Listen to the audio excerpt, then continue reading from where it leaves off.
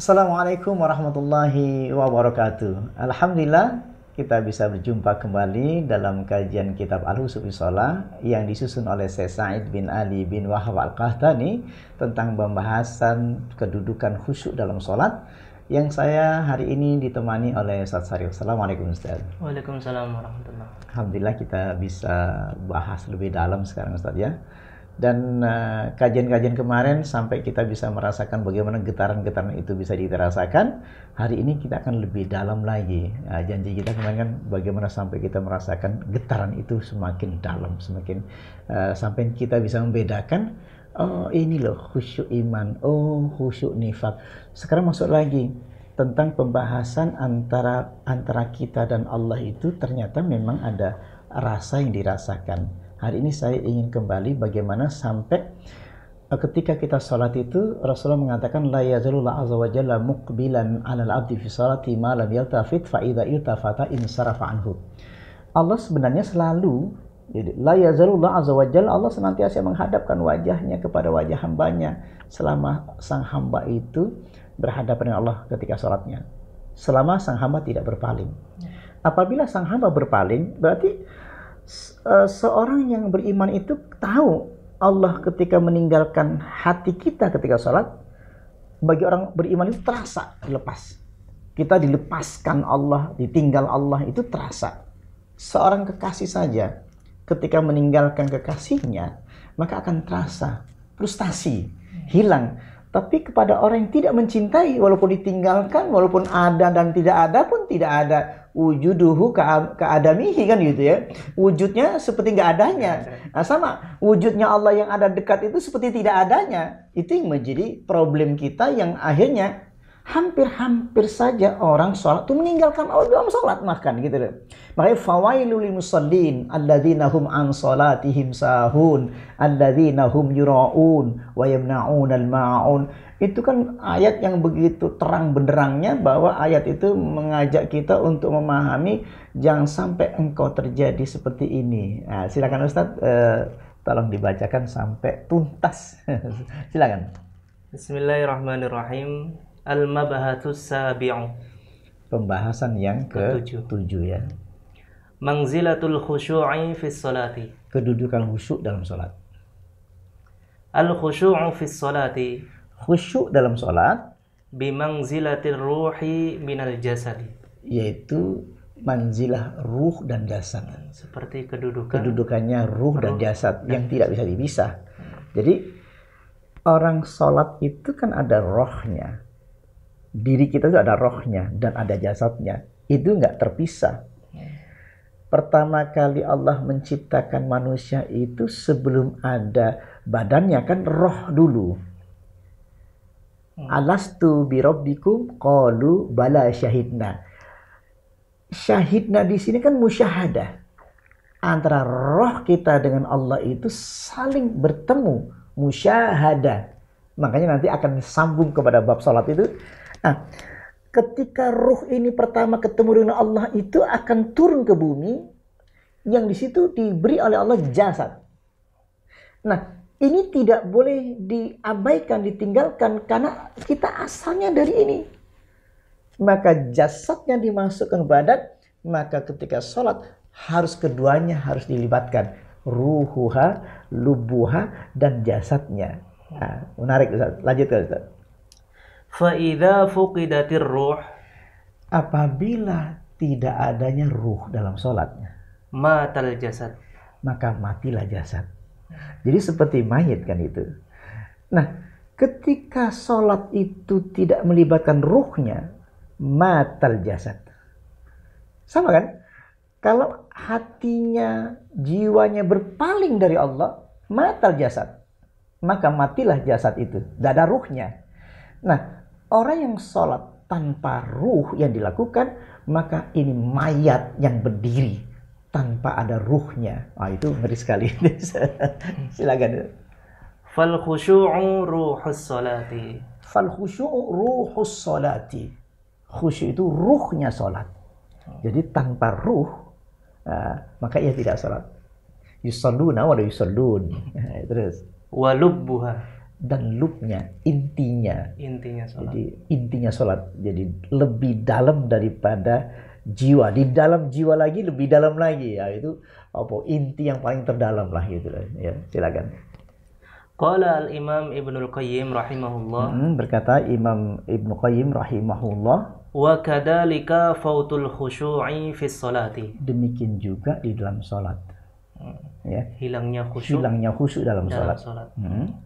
Wa khudurul qalbi fiha. Wa khudurul qalbi fiha. Dan dalam hadirnya di dalam sholat itu.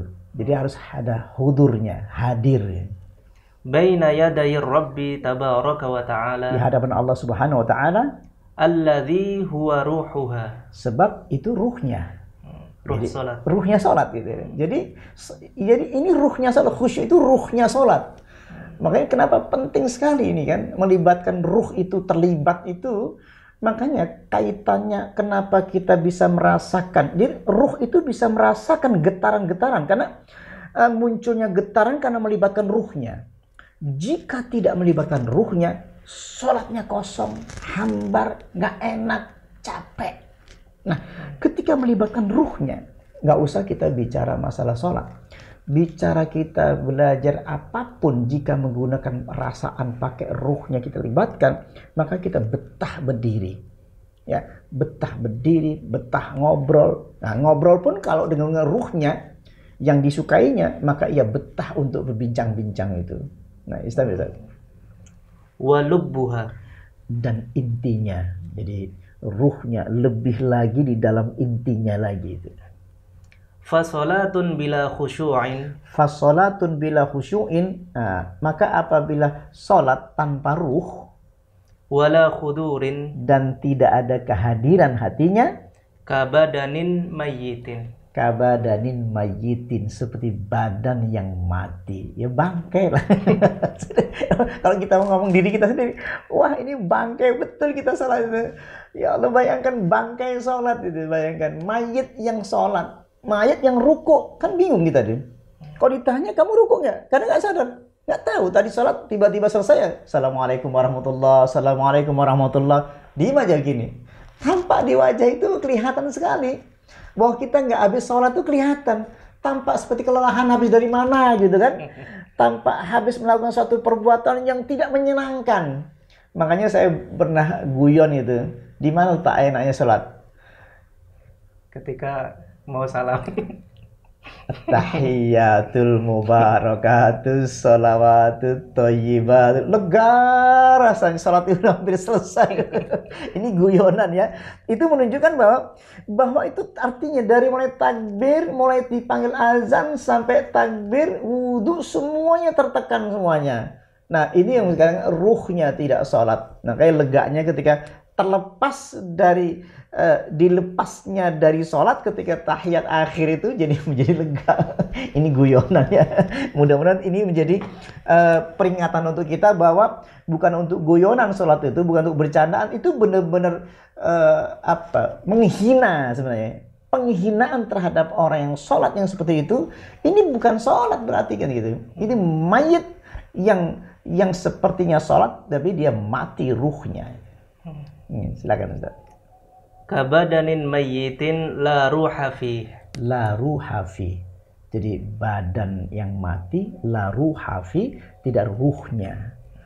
Ini kalau ruh dilibatkan, justru semua kan kebahagiaan itu di ruhnya. Cinta itu di ruhnya, bukan badannya. Kalau kita mati ruhnya, maka badan tidak bisa merasakan apa-apa sebenarnya. Ya kan? Kemudian ini yang menjadi bahaya untuk kita semuanya. Silakan Ustaz. Qala Rasulullah sallallahu alaihi wasallam, Allahumma shalli ala Muhammad.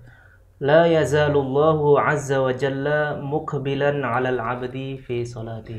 La yazalu Allah azza wa jalla muqbilan 'ala al-'abdi fi salati. Allah senantiasa menghadapkan wajahnya kepada wajah hambanya selama sang hamba salat. Selama sang hamba salat, Allah menghadapkan wajahnya.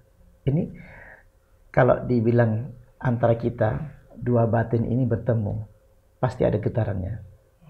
Kalau saya ngadep tembok begini, itu rasanya nggak ada getarnya, nggak ada ruh.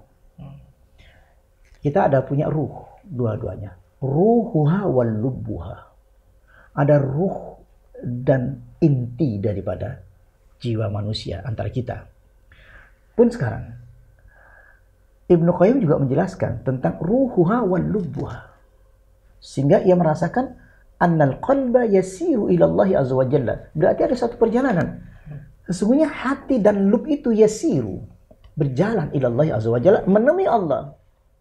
Apa yang dirasakan ketika menemui Allah? Batin dan batin. Bainal mutabatina ini, batinul mukasyif wal mukasyaf. Antara dua batin ini ada saling menyingkap. Menyingkap batinku dan Allah yang menyingkap batin saya. Ketika sudah tersingkap, pertama prosesnya adalah insaraha wan fasaha.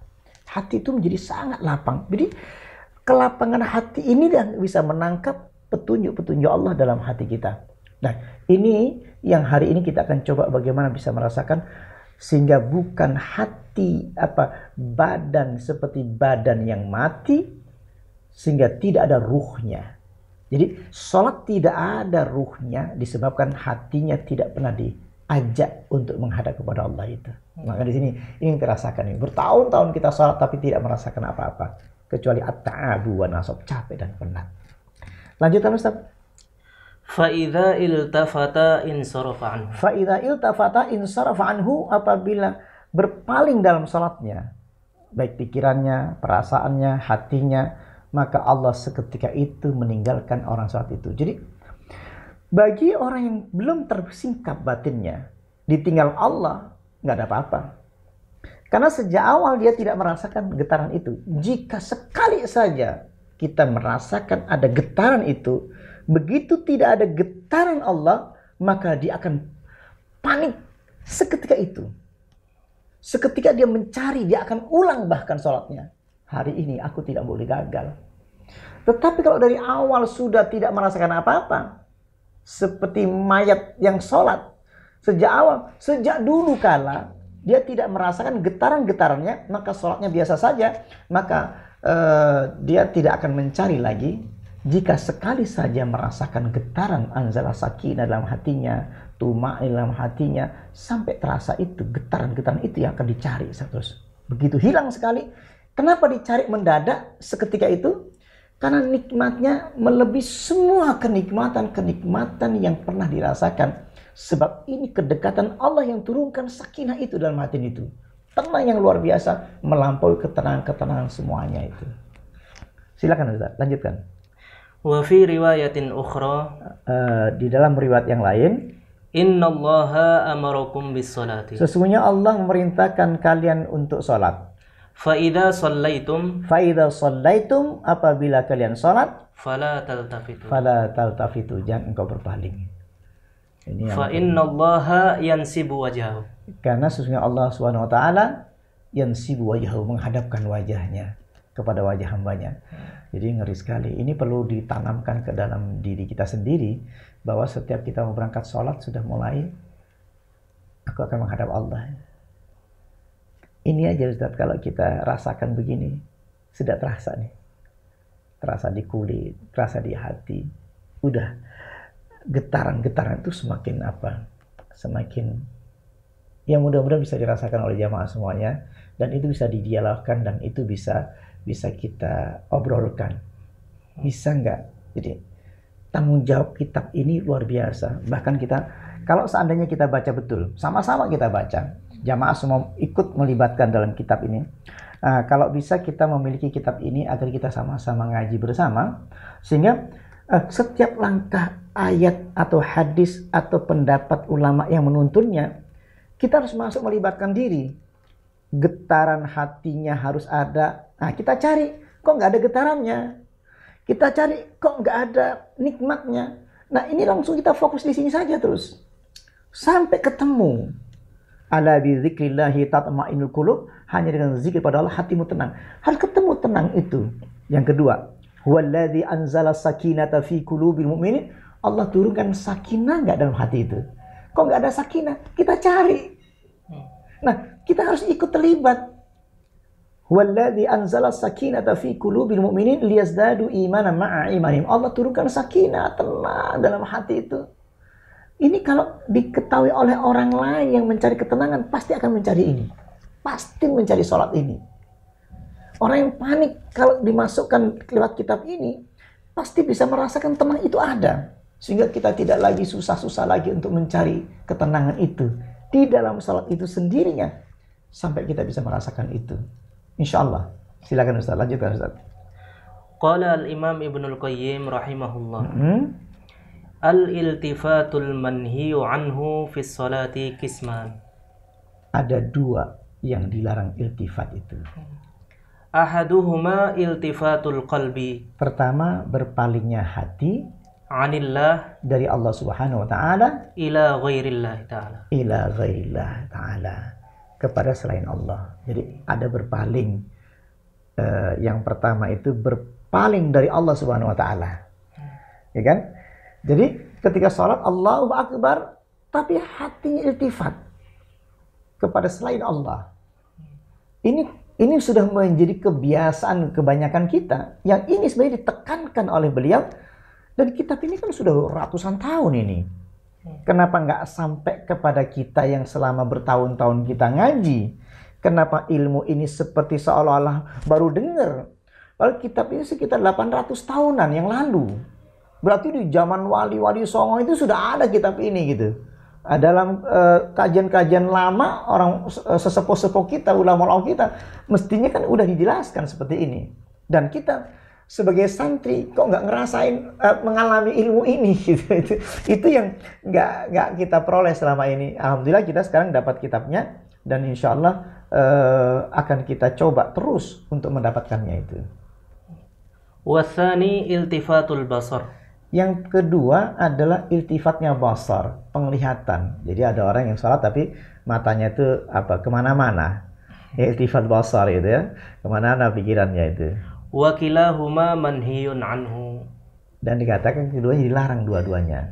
Jadi antara badan dan pandangan mata, hati dilarang untuk iltifat itu. Wala yazalullahu muqbilan ala abdi. Dan Allah senantiasa menghadapkan wajahnya kepada seorang hamba madamal abdu muqbilan ala salati, selama ia tidak berpaling dalam salatnya.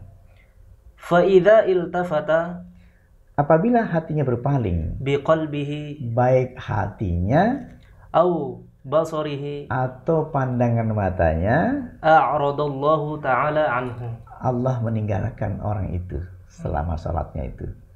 Jadi kalau saya bayangkan, kalau kita kan, kalau terjemahan biasa untuk kita sendiri, kayak ringan banget itu. Ringan, kenapa ringan? Kok nggak? Harusnya ini takut sekali harusnya. Bayangkan, Allah sang pencipta langit dan bumi, yang menciptakan nafas saya, menciptakan jantung saya, menciptakan tubuh saya, yang akan mencabut nyawa saya, yang mematikan saya, dia tuh pergi meninggalkan saya. Kok saya biasa saja gitu loh. Ini mestinya ilmu kan mencekam mestinya. Kalau baca kitab ini mestinya kita harusnya geblak ini.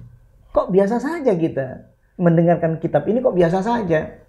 Harusnya bayangkan Allah meninggalkan orang itu yang hatinya iltifat, baik itu basar, baik hati walaupun badan, maka segera Allah pergi meninggalkannya dan Allah tidak mau tengok lagi. Itu berarti Allah kan ngambek, Allah kan marah gitu dah. Dan mudah-mudahan kita dikasih hati yang bisa menangkap petunjuk ini.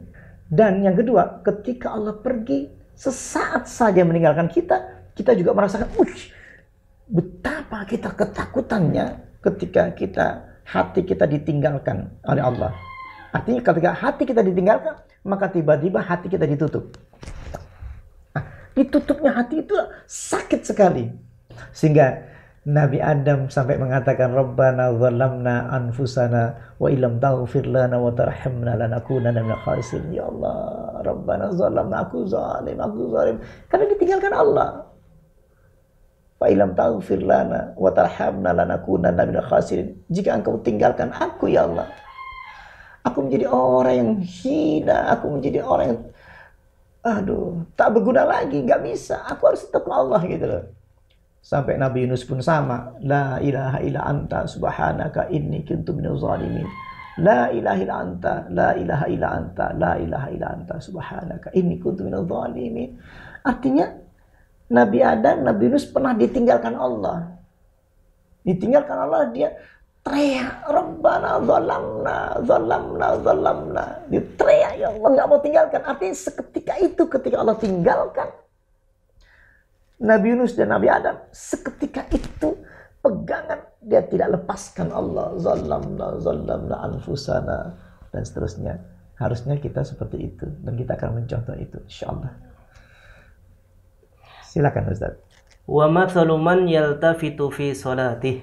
Perumpamaan orang yang iltifat dalam salat, bibasarihi, baik pandangan matanya, au biqalbihi, atau hatinya, mathalu rajulin, seperti seseorang laki-laki, qad istada'ahu sultan, ketika ia dipanggil seorang sultan, rajanya, fa auqafahu baina yadayhi, kemudian berdiri di hadapannya, wa aqbala yunadihi wa yukhatibuh, kemudian ia diajak berbincang-bincang, dipanggil, ya, panggil untuk diajak berbincang-bincang. Wa huwa fi khilali dzalika yaltafit anis sultan. Dalam posisi kondisi itu, di hadapan sang raja itu, dia yaltafit, dia berpaling, diajak ngomong kayak gini sama rajanya, tapi kesana kemari pikirannya. Apa kejadiannya jika sang raja melihat sang hamba sahaya tadi, atau dipanggil ya, seorang prajuritnya atau apalah gitu ya, apa yang terjadi? Yaltafit yaminan wa shimalan. Nah, dia berpaling kiri dan ke kanan, diajak ngomong ke kiri ke kanan, lihat sana lihat sini, aja sama. Iltifatnya hati dan basar, pandangan mata dan hati ini berpaling. Apa jadinya? Allah ketika ketemu orang seperti ini, nggak mungkin Allah akan diem.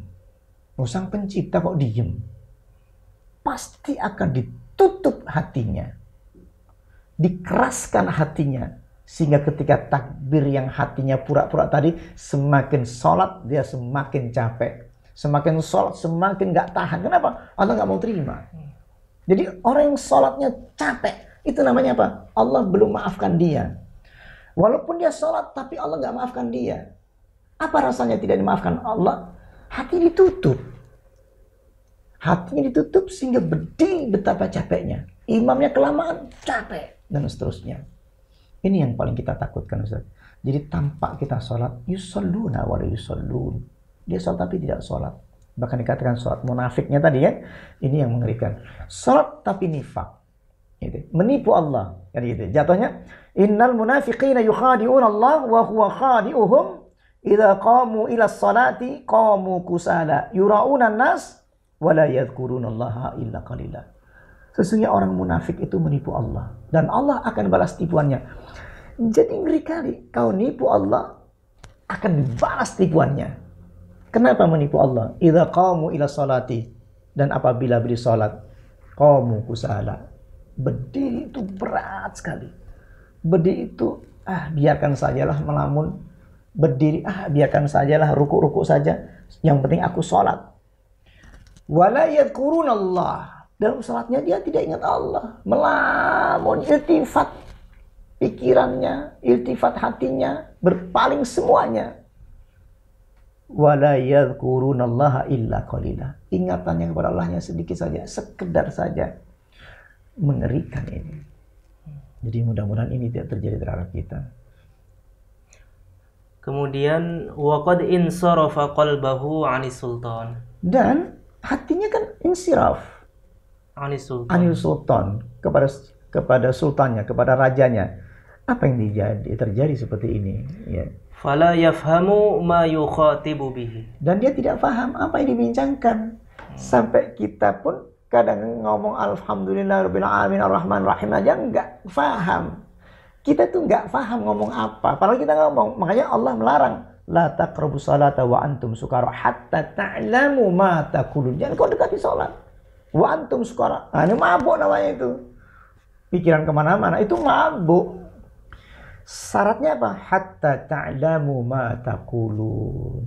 Sampai kau tahu apa yang kau ucapkan. Allahu Akbar. Bismillahirrahmanirrahim. Alhamdulillahirabbil alamin. Ar-Rahmanir Rahim, Maliki Yaumiddin. Ini udah ada getaran, ya udah kalau bisa dirasakan seperti itu. Li'anna qalbahu laisa sebab hatinya tidak hadir ma'ahu bersamanya. Jadi memang tidak ada perbincangan di situ. Apa rasanya ketika orang berbincang-bincang hatinya tidak hadir? Kita bayangkan bagaimana Allah marah jika hati itu tidak bersama di hadapan Allah itu. Ada satu riwayat dari Hasan bin Atiyah. Innar rajulaini, sesungguhnya ada dua orang pemuda salat ya. La yakunani fis salatil wahidah, berada dalam satu jamaah yang sama. Jadi dua-duanya salat berjamaah maksudnya ya. Oke. Wa inna ma bainahuma fil fadli, di mana di antara keduanya mempunyai ada perbedaan.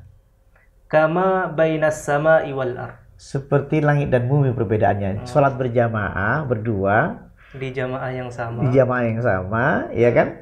Akan tetapi fadilahnya kama bainas sama'i wal ardh, seperti langit dan bumi. Wa dzalika anna ahadahuma muqbilun biqalbihi. Yang satu muqbilun menghadapkan hatinya ala Allah, kepada Allah Subhanahu wa taala. Wal akhara sahin ghafilun. Yang satu sahin dan ghafilun, lupa, lalai. Jadi yang satu nyambung silaturahmi ke Allah, ya kan? Yang satu ya sahun. Makanya fawailul lil musallin alladzina hum an salatihim sahun. Neraka dia kan itu. Fawailul lil musallin gitu deh. Mengerikan sekali ayat-ayat ini. Sebenarnya kalau kita mau ngaji aja cuman ikutin ayat saja sudah masuk sebenarnya. Ikutin ayat, ngikutin kajiannya, itu betul-betul kita bisa baca betul. Ini kalau kita suka dipikir lagi sih. Suka dipikir apa? Penghindaran dari makna. Harusnya ikuti aja kitabnya, Qur'annya seperti apa, ikuti saja. Oh, aku ini sahun ternyata. Oh, aku lamunannya terlalu banyak. Nah, itulah. Demikian pemirsa, mudah-mudahan ini manfaat untuk kita semuanya. Dan insya Allah semakin kita perdalam lagi sampai kita bisa merasakan khusyuk itu dalam hati kita. Terima kasih. Assalamualaikum warahmatullahi wabarakatuh.